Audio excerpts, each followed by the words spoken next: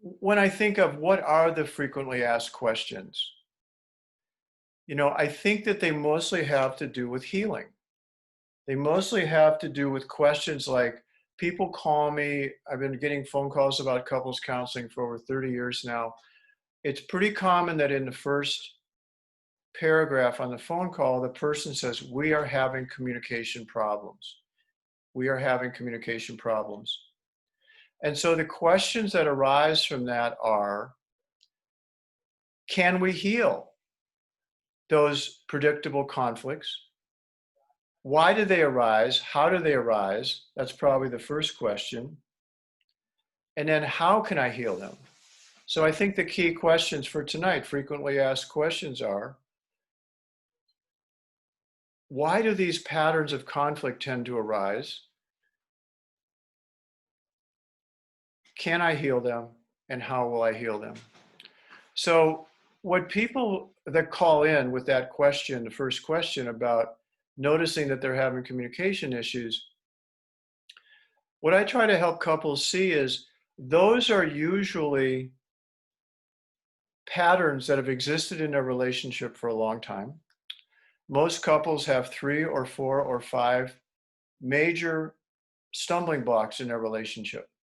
And those are topics or processes or, attacking, defending. Most couples have 3 or 4 of these particular patterns, which are predictable, repetitive, and go nowhere. They're repetitive. They can repeat over decades. So it's a serious question. How do these patterns arise, and can I heal them? So the first question is, what most people don't understand about the patterns, the communication struggles that they're having, is that they are the symptoms. They are not actually the problem.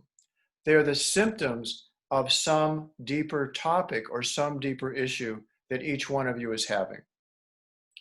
So it's almost like the repetition, looked at it through a healing lens, is like an arrow that's pointing towards your own psychology, towards your own heart, towards your own conditioning, and saying, hey, it's time to look at this.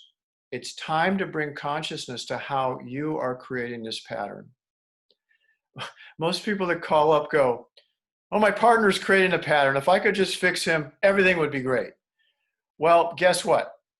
You've already tried that. Most of you have already tried that. I've tried it myself. The point is, if you work on healing yourself, if you work on healing your own reactivity, that's the best way to change the pattern.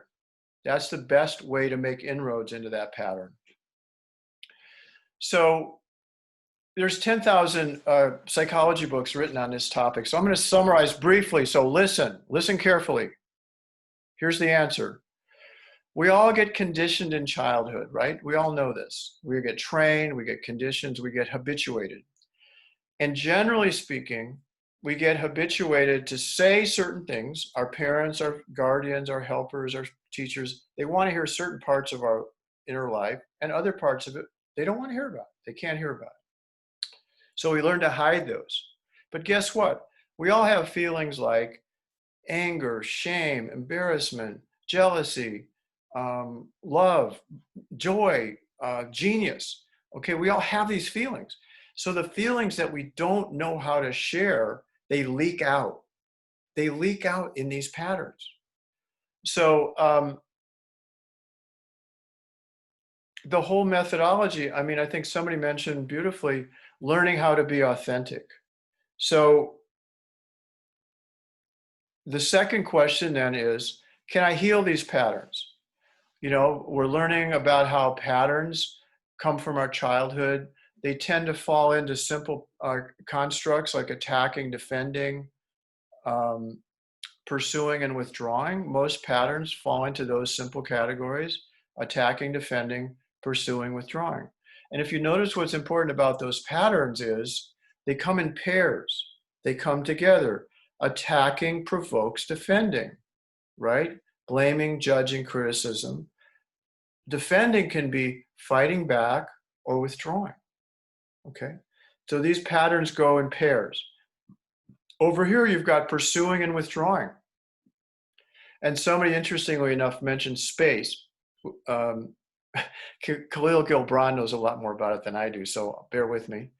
But, you know, the pursuer pursues, the withdrawer withdraws. And that tends to overstimulate. The more the pursuer pursues, the more the withdrawer withdraws. So the methodology of how can I heal is learning how to be authentic. For each one of these patterns, there's some deeper emotional content. There's some deeper conditioning that's arising. There's some patterning that you learn to withdraw. You learn to attack. You learn to criticize, to judge. But nobody wakes up and goes, this is really a good day to criticize my partner, right? It's an overreaction to some internal stimulus that you're having. And that internal stimulus is usually something like anxiety or fear or distance or isolation or something else. So when couples talk about that communication pattern, what I'm trying to help them see, what I'm trying to help you see, is how those are symptoms of deeper conditioning, which is calling out for healing. Calling out for healing. And couples that don't take the road of consciousness, that don't take the path of awakening to their conditioning, will repeat these patterns indefinitely. We know people that are having the exact same arguments. You do too. 30 years, 40 years, your parents, right? Same exact conversation. Why? Because they never brought consciousness to their own conditioning. They never did. So the last question I think is important is, what is the actual healing methodology? Okay, we've talked a little bit about how these things arise. We've identified that there are opportunities for healing. And the third question is probably the most important, which is, how do I heal? How do I heal these patterns, these deep conditionings? So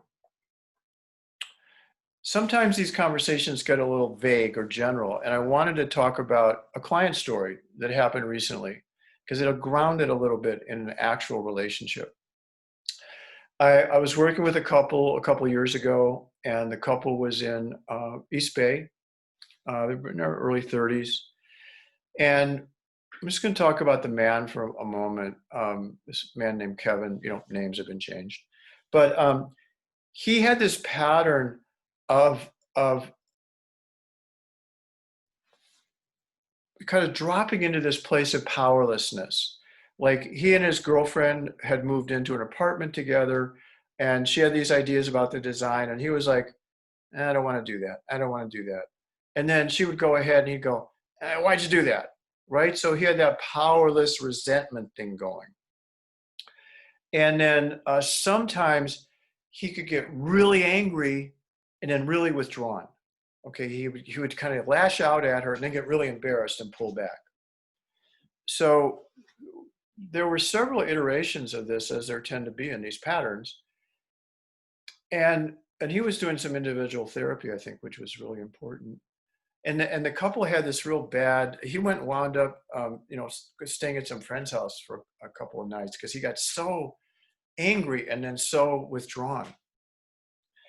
And he had time to do some self-reflection, and he went to see his therapist, and he talked about it. And then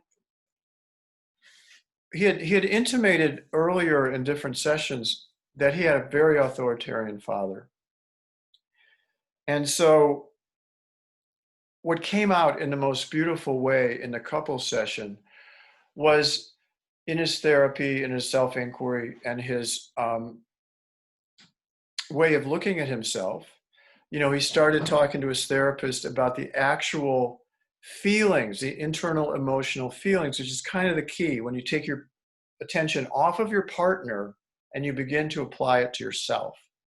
He said, well, I feel so powerless. I feel so small and powerless in this situation. And it doesn't make sense because, you know, my partner is fine. She's making constructive suggestions.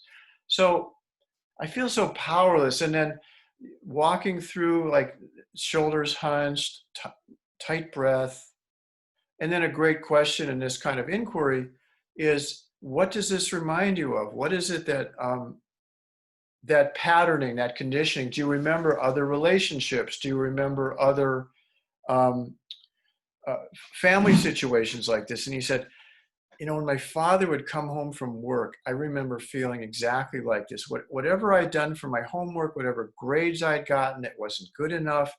I knew I was going to get yelled at, and I would withdraw. I'd pull away.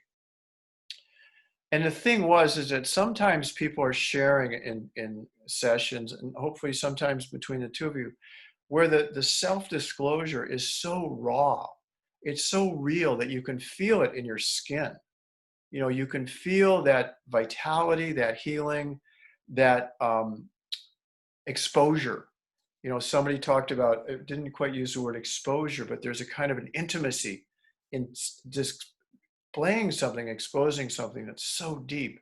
And his partner was like trembling because it was so intense. And I could feel it in my skin that this person, Kevin, had had the courage to say out loud the taboo thing.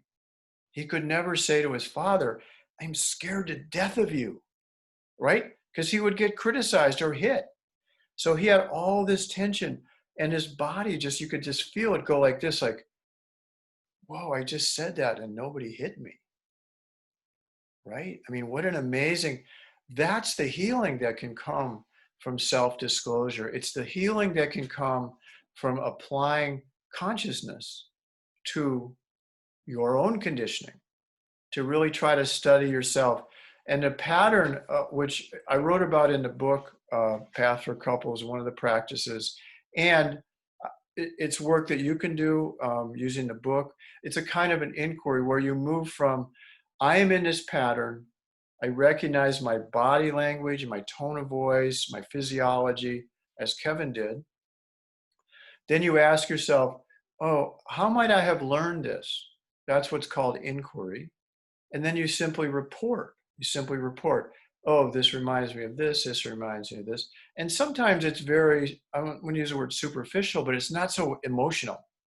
But sometimes in the right healing moment, people can drop into these amazing releases of energy. And it's one of the opportunities that couples have when they're on a path together. They have the chance to be present for each other and to listen to each other and to open to each other and open to these injuries for the sake of healing, right? That's the purpose of this, to open to each other deeply so you can feel each other, know each other. And I've realized lately that the self-disclosure leads to what I commonly call understanding. You go, oh, I didn't know that tense body language was a holdover from a previous time. It's not about me. That's very important information to give to your partner, because most of us construct our relationship and we see our partner reacting. We think we did something. We're somehow energetically connected to that. Oftentimes we're not. So giving that understanding helps us see that our partner's having their own process, their own healing, their own reactivity. And then understanding in many, many cases leads to empathy. You go, oh, I really wish you didn't feel that way. I really wish you didn't feel that way. So that self-disclosure, it opens up this field of intimacy, a field of dialogue between people. And it's really key to the process. You know, I was talking to my wife, Deborah, about this. And we were talking about, well, what are the questions for couples? You know, what are the key questions? I'm like, I get so many questions, you know, I can't possibly handle them all in an hour. But she said, why won't my partner heal? Or why won't my partner listen to me? I'm like, that's too big a question, man. That's way too deep. But the short answer to this question is,